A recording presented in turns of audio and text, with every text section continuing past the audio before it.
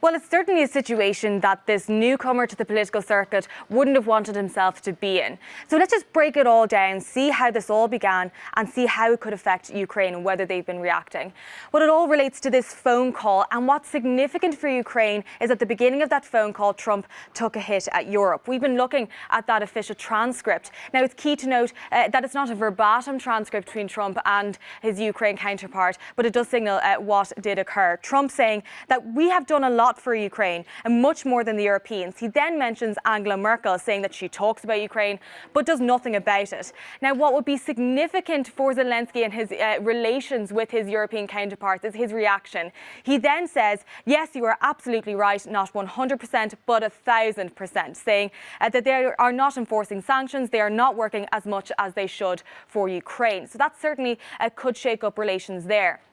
This is then after when Trump alludes to that funding, not explicitly mentioning it, but he does allude to it, saying, I would like you to do a favour, though, because our country has been through a lot and Ukraine knows about that.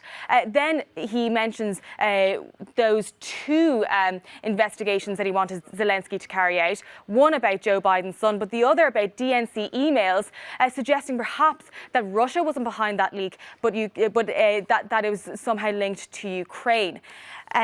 But then certainly now, following this, there has been quite silence from Zelensky's part. He's somebody who used social media quite significantly in his campaign. In fact, in the past couple of days, the only tweet that links to this relationship with Trump is those sidelines meetings at the UNGA, saying that he wants to fight corruption and so on. Others in Ukraine's political sphere have been speaking about it.